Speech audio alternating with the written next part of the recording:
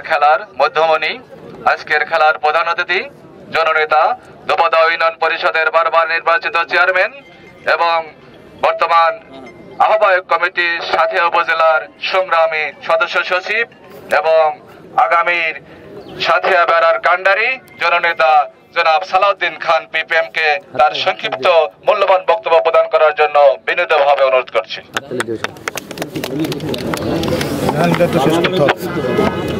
বিসমিল্লাহির রহমানির রহিম। আজকে এই নারিয়াগুদা উচ্চ বিদ্যালয় মাঠে জাতির গর্ব, দেশের গর্ব, বিশ্বের কাছে গর্ব যে শহীদ মুক্তিযোদ্ধা, সেই মুক্তিযোদ্ধাদের স্মরণেই আজকের এই ক্রীড়া প্রতিযোগিতা ক্রিকেট খেলা।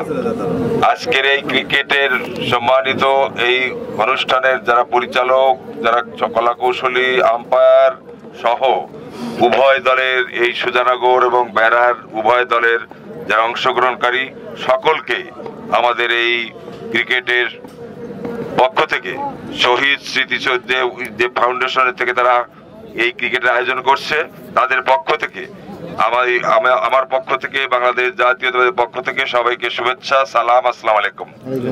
আসলে ক্রীড়া একটা শারীরিক চর্চা, তার কাছে আবার তার সাথে সাথে আবার দেশের কাছে মানুষের পরিচিত হওয়া, বিশ্বের কাছে পরিচিত হওয়া। বাংলাদেশ ক্রিকেট টিম আজ সারা বিশ্বে ক্রিকেট খেলে দিয়ে, ক্রিকেটের নৈপুণ্য দেখিয়ে সারা বিশ্বকে পরিচিত করেছে যে বাংলাদেশ নামে একটি দেশ আছে।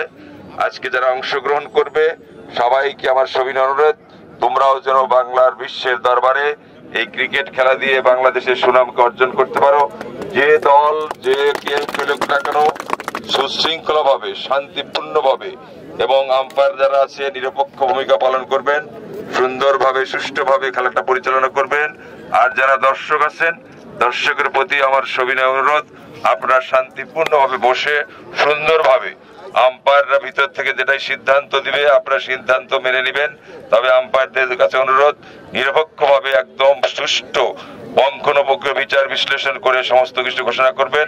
যে দলই জয়ী হোক, সেই যে দল পরাজিত হোক, সবাই সেটা গ্রহণ করব এই আশা ব্যক্ত রেখে আজকের এই ক্রিকেট খেলার শুভ উদ্বোধন ঘোষণা করে আমি আমার বক্তব্য শেষ করছি। খোদা হাফেজ। বাংলাদেশ জিন্দাবাদ। বাংলাদেশ ক্রিকেট এই শহীদ ক্রিকেট টুর্নামেন্ট জিন্দাবাদ। নারিয়াগুদাই মাঠে যারা আয়োজন করছেন তাদের সবাইকে ধন্যবাদ।